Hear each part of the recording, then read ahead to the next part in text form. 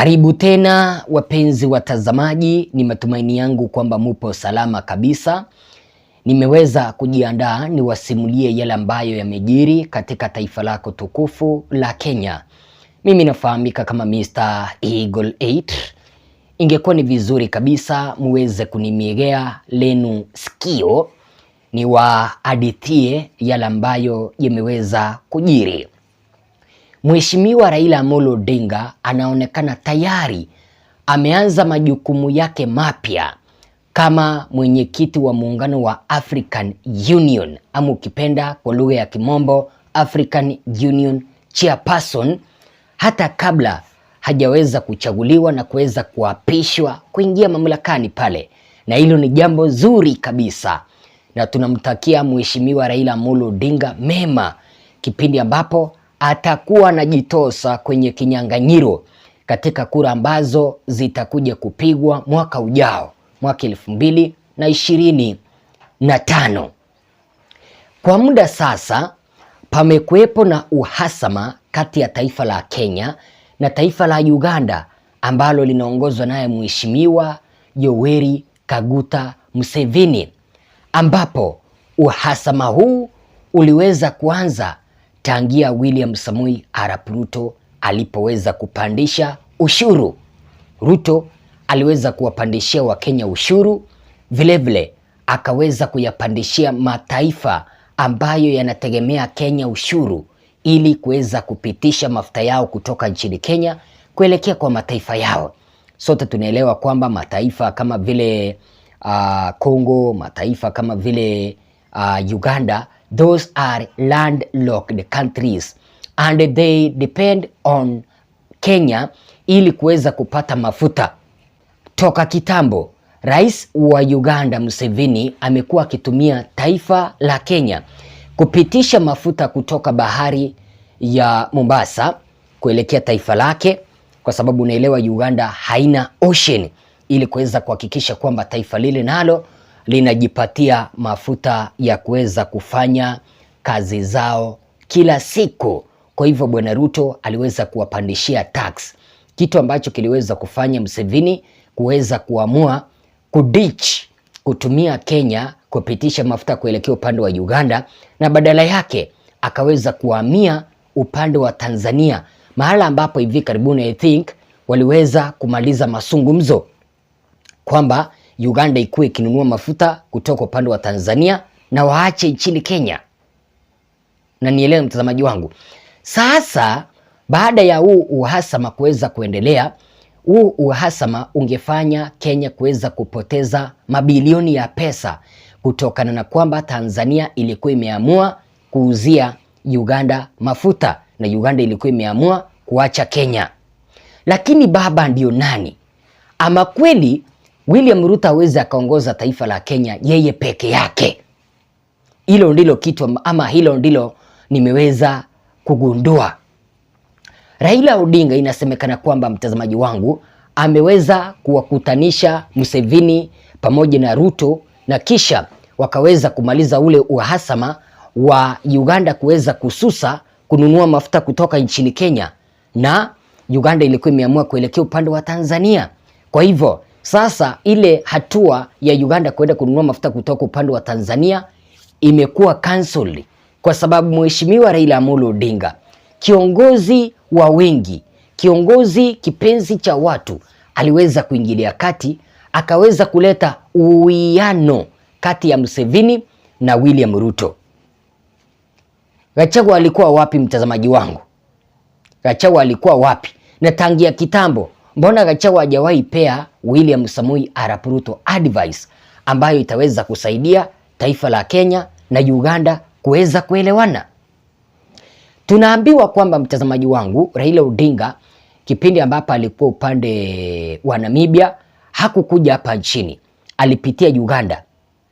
Akaona kwamba wacha aende asungumzie kuhusiana na kiti chake ambacho ameweza kujitosa kugombea. Na William Ruto alipoweza kugundua kwamba Raila Odinga yuko upande wa Uganda, aliweza kumpigia Raila Odinga akamwambia, tafadhali nitetee kwake Museveni asiende kununua mafuta kutoka upande wa wapi? Kutoka upande wa Tanzania. Ndipo Raila Odinga na Museveni waliweza kuarrange.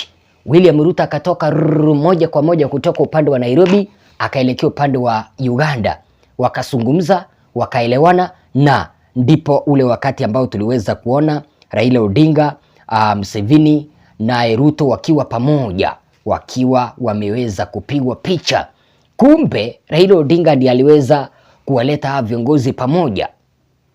Kile kipindi ambapo hata kabla habari hizo hasijaweza kubainika, mtazamaji wangu, William Ruto baada ya kuweza kupatana na Museveni naye Raila Odinga waliweza kukuja kwenye mitandao ya kijamii. Ruto akaweza kuchapisha ujumbe kama huu: Kenya and Uganda are committed to the deepening of the long established diplomatic and economic ties between our two countries.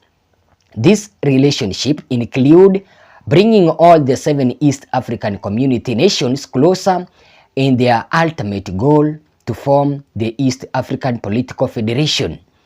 Had the pleasure of meeting President Yoweri Kaguta Museveni at his Kisozi country home in Uganda. We discussed the critical issues that affect the two countries such as energy and petroleum. Ruto peke yake aliweza kutuambia kile kitu ambacho walikuwa wanazungumza upande wa Uganda. Also discussed was the declared candidacy of Kenya's former Prime Minister Raila Odinga for the African Union Commission chairmanship. Vilevile kando na kuweza kuzungumzia masuala na petroli kutoka hapa nchini, wakaweza kuzungumzia mambo na Raila Odinga, ambapo Yoweri Museveni aliweza kumuendorse mtu ambaye anaitwa Raila Odinga na kumtakia mema aweze kugombea kile kiti. Alafu baadaye sasa Ruto aliweza kuja akajishtaki, akaweza kuchapisha hivi: I'm glad that the issues affecting the flow of petroleum products between Kenya and Uganda are being resolved. We have agreed on a way forward of sourcing the scheduled imports from the region in a manner that will ensure we achieve the most competitive pricing and maximum logistical efficiency. In my meeting with President Yoweri Kaguta Museveni today, we also discussed the need for the two countries to urgently pursue the design and construction of the earlier conceptualized Eldoret Kampala Kigali refined petroleum product pipeline. Ruto peke yake aliweza kutuambia kwamba walikuja wakazungumzia masuala na kuweza kuhakikisha kwamba Uganda na Kenya inaelewana, wasije wakakosana. Na mtu ambaye aliweza kuchangia haya ni none other than Mheshimiwa Raila Amolo Odinga. So hata kana kwamba wabunge wa Kenya kwanza wanajaribu kumchukia Mheshimiwa Raila Amolo Odinga, hata kana kwamba Kimani Ichung'wah, Ndindi Nyoro na Rigathi Gachagua wanajaribu kutaint jina la Raila Amolo Odinga, Kenya haiwezi kasonga mbele bila ya kuweza kupata advice kutoka kwake mzee Raila Amolo Odinga. So sasa hivi at least nimeweza kuona kwamba William Ruto amejaribu kuona mwanga. Sasa hivi amejaribu kutoka ndani ya shimo, anaelekea mahala ambapo pako na jua vizuri. I'm very sure baba Raila Amolo Odinga akikuja kuchukua hichi kiti cha African Union, ni faida nyingi ambazo Wakenya watakuja kupata, mahala ambapo atakuwa anampea advice William Ruto jinsi ambavyo taifa linafaa kuongozwa. Anamwambia kwamba huu ushuru ambao umeweza kuwekea Wakenya, kata, chinja, employ watu, wacha ukabila, employ all tribes in your regime. And that's why kituo cha NTV waliweza kujitokeza wakatusimulia haya. Photos that captured President William Ruto, Uganda President Yoweri Museveni and Azimio leader Raila Odinga meeting at Museveni's countryside home in Kisozi Farm have stirred public discourse in Kenya. Odinga, who had been in Namibia for the burial of the country's former President Hage Geingob, is said to have flown directly to Uganda, while President Ruto flew from Nairobi. Museveni had invited Odinga to discuss matters of deepening regional integration within EAC community.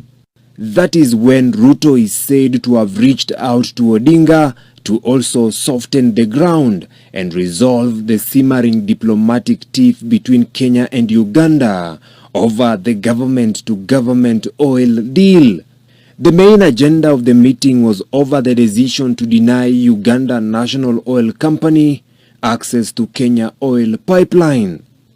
NTV has established there has been behind-the-scenes maneuvers to reach out to Museveni for a ceasefire for his crucial support for Odinga's bid for chairmanship of the African Union Commission.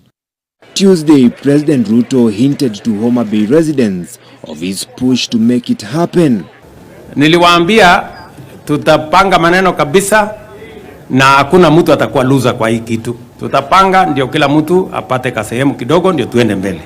The decision by Uganda last year to edge out Kenya from their new petroleum import deal was a signal of the growing hostility between Ruto and Museveni. A decision that was projected to see Kenya lose about 14 billion shillings it had been earning from handling Uganda's petroleum and related products per year. You do not win by making others lose. We want a win-win outcome for all of us. We all want to be winners because those in the opposition must mean well for Kenya. Those in government must mean well for Kenya. The Kenya-Uganda diplomacy narrative continues. Umeweza kusikia mtazamaji wangu kwamba William Ruto aliweza kumpigia simu Raila Amolo Odinga akamwambia kwamba jaribu kuongea na Museveni apunguze makali yake ya kutaka kwenda kuchukua mafuta kutoka upande wa Tanzania. Na hapo ndipo Raila Amolo Odinga aliweza kufanya kazi, akaleta umoja na undugu, maelewano. Na hii ndiyo kazi ambayo Raila Odinga atakuja kufanya kama chairman wa African Union, kueneza peace. Tayari ashateka nyoyo za wengi, hata wale ambao walikuwa wanachukia Raila Odinga sasa hivi nadhani kwamba wamekwisha ona umuhimu wake mheshimiwa Raila Amolo Odinga katika ukuaji wa taifa la Kenya in terms of maendeleo. Rigathi Gachagua alikuwa wapi kama yeye ni kiongozi nambari 2 katika taifa la Kenya? Alikuwa wapi asimpe William Ruto advice kama hii? Na huu ndio mwanzo wa ngoma. Kuelekea mbele, I'm very sure kabla William Ruto hajaweza kuchukua maamuzi yoyote, atakuwa anampigia simu Raila Amolo Odinga na muuliza, mzee, hapa unaonaje? Tufanye hivi ama tuache hivi? Ambapo Raila Odinga tajaribu kumpea advice jinsi ambavyo atakuwa anaongoza taifa la Kenya. Badala ya Rigathi Gachagua kuweza kuleta advice kama hizi nzuri, kazi yake ni kuweza kumwambia William Ruto, nisikupate mkiwa naye Raila Amolo Odinga. State House nimeweka mitego huko na pale, ili Raila Odinga akijaribu kuingia State House ananaswa. Badala ya Rigathi Gachagua kuweza kuleta umoja na upendo katika taifa la Kenya, yeye anaeneza chuki. Anaeneza chuki pamoja na ukabila kwa kuweza kusema kwamba taifa la Kenya liko na shareholders, serikali ya Kenya kwanza. Na nielewa eti kwamba wale watu ambao waliweza kupiga kura nyingi kabisa wanapaswa kuweza kupokea maendeleo. Let me tell you, huu ndio mwanzo wa ngoma. Na haya mambo iwapo yataendelea hivi, Rigathi Gachagua ataanza kulia jinsi ambavyo William Ruto alikuwa analia kuanzia mwaka 2018 mpaka 2022, eti kwamba aliweza kutengwa na utawala wa Jubilee kwa sababu hamna kitu ambacho William Ruto alikuwa na advice Uhuru Kenyatta cha kufanya. Raila Odinga ndiye alikuwa na advice. Raila Odinga ndiye alikuwa na advice Uhuru Kenyatta jinsi ambavyo mambo yalikuwa yanafanya ama yanafanywa.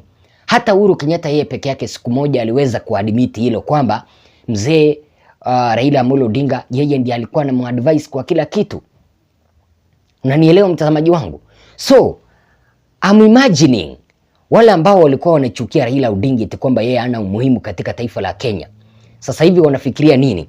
And that's why kwenye mitandao ya kijamii kuna watu ambao wameweza kukuja na kuweza kuachia maoni baada ya Raila Odinga kuweza kuleta maridhiano kati ya taifa la Kenya pamoja na taifa la Uganda.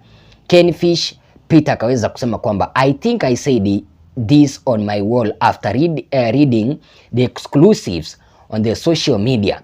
Kenyan oil marketers were loudly unhappy with the emerging scenario, and talk in Uganda was the meeting was an oil industry meeting. I hope people insulting mzee will apologize. Unasikia mtazamaji wangu? Huyu anasema kwamba wale ambao wanamchukia Raila Odinga na kuweza kumtusi sasa hivi wanafaa ku apologize na waweze kugundua kwamba Raila Odinga ni mtu wa maana. Bahati Elisha akaweza kusema kwamba Baba Raila Odinga always means well for this country. Nguvu ya kumchukia sijui hutoka wapi. Unaniona mtazamaji wangu? Wengine wanasema kwamba wale ambao wanachukia Raila Amolo Odinga sijui wanafanya nini, wataacha kumchukia ama vipi? Sikiliza hapa hivi, kuna point hapa hivi mtazamaji wangu ya Mkenya mmoja, nitamalizia hapo, mwenye anaitwa Ikayo Kiringai Daniel akasema kwamba a clear indication of Raila Odinga's potential as AU chair is evident. Even William Ruto cannot revive his leadership. While he may a clear indication of Raila Odinga's potential as AU chair is evident. Even William Ruto cannot revive his leadership. While he may have missed the presidency, his influence extends across Africa, from the corridors of power in Pretoria to the deserts of Cairo, from long-standing relationship with West leaders like President of Ghana to mediating conflict in Ivory Coast and forging new alliance with leaders like Felix of DRC and addressing issues in a war-torn Somalia. Raila Odinga's influence resonates throughout the continent. Unasikia? Wanasema kwamba huu ni mwanzo wa mambo na hii ni indication ambayo inaonyesha kwamba Raila tayari ameanza kazi yake kama African Union Chair. Wanauliza kwamba inaonekana kwamba Ruto cannot, hawezi akafufua urafiki kati ya Kenya na Uganda without Raila Odinga being as a mediator. Kwa hivyo taifa la Kenya, wale ambao wanachukia Raila Amolo Odinga, sasa hivi ni wakati wenu mwema kuanza kufikiria kuchukia mtu mwingine. Sijui mtu kama mtu ambaye anaitwa huyu Kimani Ichung'wah, Ndindi Nyoro na Rigathi Gachagua watakuwa na nini cha kusema mbele ya Wakenya, kwa sababu walikuwa wamezoea wanachongoa Raila Odinga, wanatusi Raila Odinga ili kuendelea kusalia katika ulingo wa siasa za hapa nchini. Anyway, mtazamaji wangu, wazo lako ni lipi baada ya Raila Odinga kuweza kubainika kwamba yeye ndiye aliweza kuunganisha Museveni na William Ruto wakaweza kuelewana na Museveni akakubali kuendelea kuleta mafuta kutoka hapa nchini? Sema nasi na rejea na mengi tena zaidi. Jina langu nafahamika kama Mr. Eagle 8. Tafadhali usikose kupiga subscription. Ukipiga sub utakuwa umechangia kwenye ukuaji wa kituo hichi nambari 1 hapa nchini. Tupatane kwa kanda ijayo.